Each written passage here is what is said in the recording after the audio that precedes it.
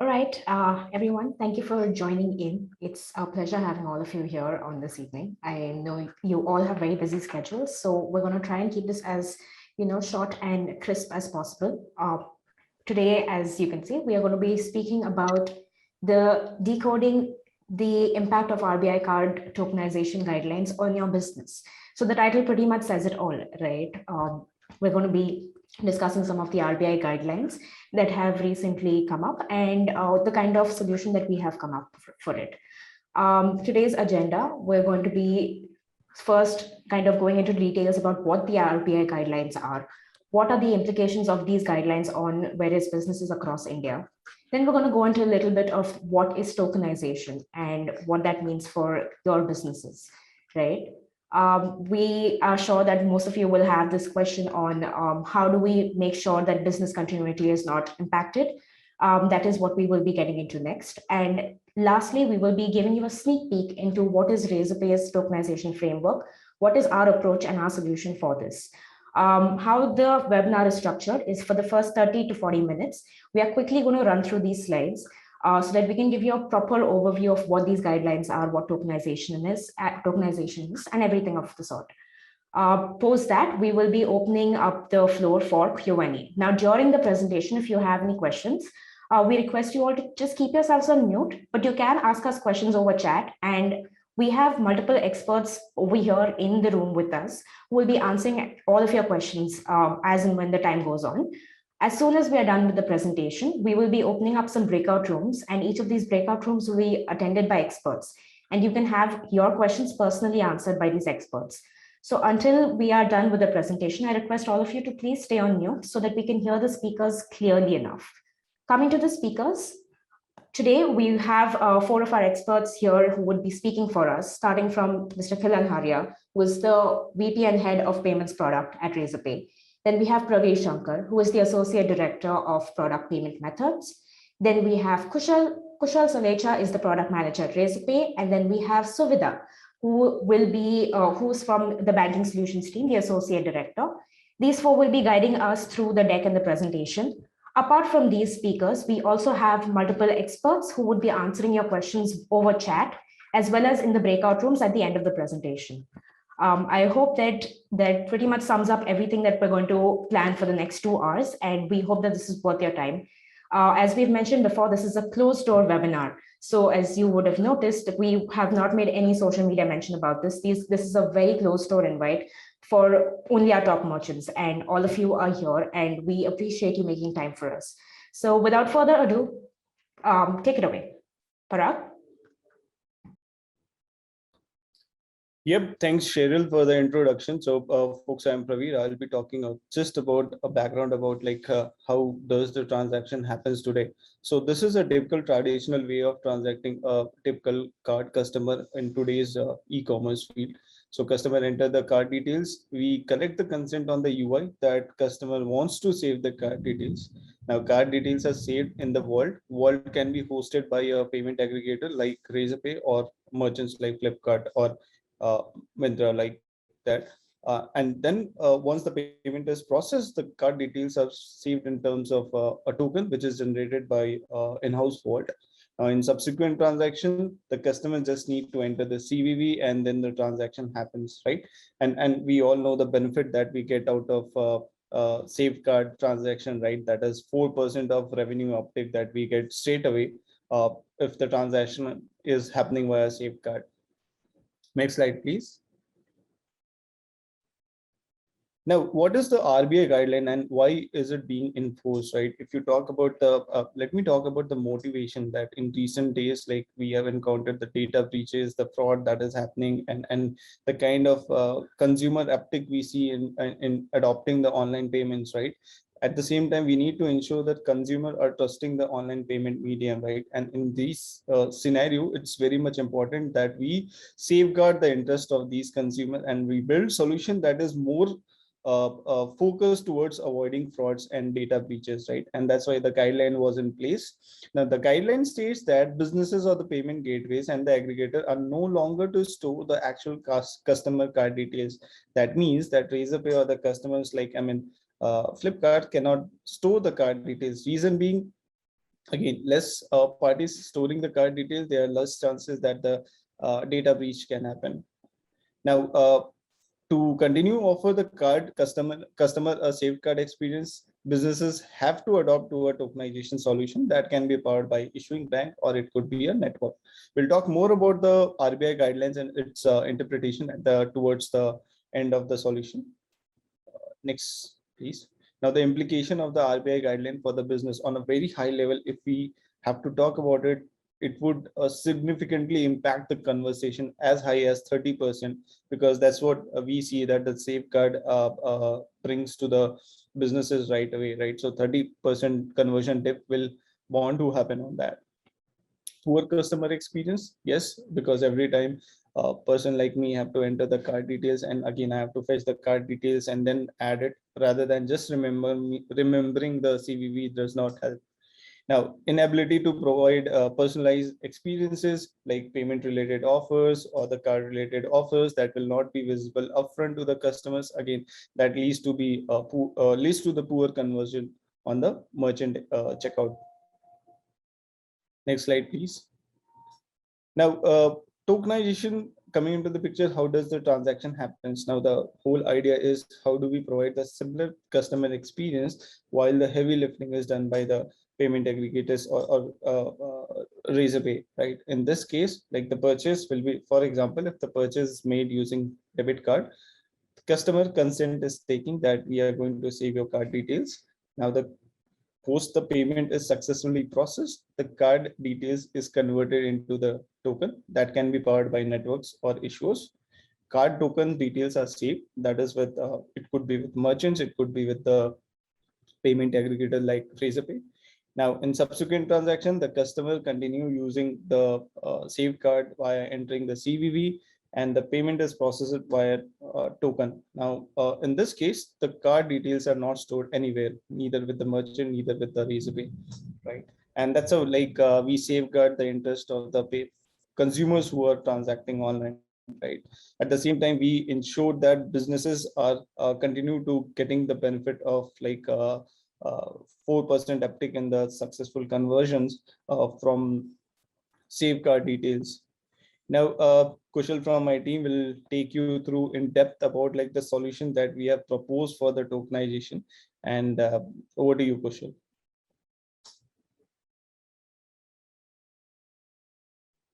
Hey, hi everybody. I'll begin with a quick introduction about myself. I'm Kushal. I own the card payment ecosystem at Razorpay. So with the new tokenization guidelines coming up, we are working with our teams to build a solution that provides a convenience and best customer experience for all card payments, even with the new guidelines. So working on Razorpay's motive, what we are building is a solution where Razorpay does all the heavy lifting on the engineering and certification and maintenance part. And businesses like you can continue to focus on your growth and other business problems. So our solution will be fully compliant with all RBI guidelines across all networks and issuers. So as and when more and more issuers who are not currently ready with tokenization solutions go live in the market, our solution will continue to work with them without any further integration changes required on your end. For businesses who are using our custom and standard checkout experiences, there will be no integration change. Our existing integrations will continue to work as it is. Razorpay will do all the heavy lifting required to migrate your existing and new tokens that you will create in future to a compliant tokenization framework solution. For merchants who are using our API-based integrations, there will be minimal changes, and with our developer-friendly REST APIs, you can integrate our APIs and continue to offer same experience to all your customers, right? Again, for many of our customers and merchants, it is very important that they have the flexibility to route payments through multiple payment systems. So our solution has taken care of the same and does not bind you towards Razorpay as a payment solution provider.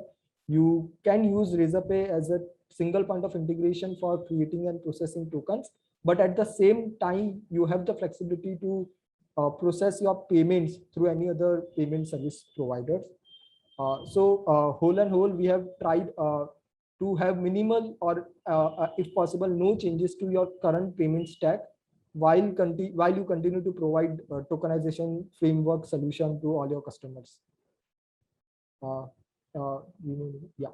So what is happening behind the scenes is we have tried to show in this slide at a very 3000 feet level. So you as a business reach out to Razorpay for creating and processing tokens. Razorpay will intelligently identify which card it is and identify the tokenization partner. It could be card network or a card issuing bank that needs to be utilized for creating tokens. So we will work, integrate, and certify with them to process on your behalf the tokenization framework. So we will hit their APIs and create a token and pass it back to you. When customer is visiting your checkout again and is opting to pay using a saved card, you just hit to Razorpay for payment processing. Razorpay works internally to process the payment through any payment processor. So at a broad level, what we want to highlight is that the experience at your end from Razorpay perspective remains similar. You hit our APIs for tokenization and you hit our APIs for payment creation. The APIs offer similar experience to what they are offering now and will require minimal changes in integration. Yeah, we can move to next slide. So as mentioned, for businesses who are using Razorpay powered checkouts, that is both standard and custom checkouts, there will be no integration change required. We will be doing all the heavy lifting of migration as well as creating RBI compliant tokenization solution with all networks and issuers. We will let you know when we deploy this new solution. We will just let you know FYI as an email, and all your safeguards will become, all your payment processing will then be going through RBI compliant framework. For businesses who are using our APIs for processing payments, you may need to integrate new APIs or make changes to your existing APIs. So depending on the requirement and use cases, it may take around a few weeks to go live with the new tokenization solution framework. You can go ahead. So for any other queries on our product, on the tokenization APIs, on getting access to our API specification and mock APIs, you may reach out to your POC in Razorpay, or feel free to email on this email ID. So we will get back to you with all the details. You can start integrating our solutions as of now because our APIs are available. API specifications are available for you to consume. You can also experience the end-to-end experience on our mock environment as to how it would look like. So you get a feel around as to what it will look like on production. Further, there are a few more implications and more details around the tokenization guidelines will be shared by our in-house expert on this. So Suveda, can you take this over? Yeah, thank you, Kushal. So good evening, everyone. Myself, Suveda. So I'm part of solutions team. So I'm front-ending this tokenization project from solutioning perspective. I'm closely working with the networks and the issuers to build up the project. Yeah. Next slide. RBI has issued a circular on guidelines regarding the card tokenization and card on file transaction on September 7, 2021. So we have carefully read through the guidelines, and we have key takeaways from the guidelines. So based on the guidelines and our interpretation, we have built the solution here. So these are the few key interpretations from the RBI guidelines. So what is tokenization? Yeah, tokenization is a process where the original card number is replaced by a surrogate value called a token. And in the payment flow, instead of card number, tokens will be passed. So the token to card mapping will happen at the network level, like Visa, Master, RuPay for network tokenization, and it will be happening at the issuer vault for issuer tokenization solution. So will the token be visible to the cardholder? No, the cardholder experience will remain undisturbed. So the cardholder will continue to see the last 4 digit of card number as he is seeing today. So this tokenization will be completely managed between the token requester and network. So from the cardholder point of view, there will not be any change at all. So now as per the guidelines, who can save the card? So the guidelines clearly called out that only the card networks and card issuers are eligible to store the plain card number. None of the entities in the acquiring system, ecosystems like payment aggregator, payment gateway, acquiring banks, they are not supposed to store the card numbers. They are allowed to store only the tokenized card numbers. Yeah. Next slide. And is the customer consent is required for saving the card token? Yes, an explicit customer consent is required, and an additional factor authentication is also required. And the guideline also said that if the token provision is happening along with the payment transaction, the AFA collected for authentication and the token provisioning can be combined. So it is with customer consent, we have to tokenize the card. And what is the readiness on network and issuer side? The major players like Visa, Master, and RuPay, they are ready with the solution. Whereas the American Express and Diners are still working on. We don't have concrete timelines from them yet. So as and when the networks go live, the complete solution will be rolled out, and we will be able to adhere to RBI guidelines. Coming back to the issuer tokenization solution, which is something new. So none of the issuers in the market are ready as of now. However, we are working with the major issuers in the country to co-create the offering to build a issuer tokenization solution for the issuer vault system. Yeah. Next slide, Parag.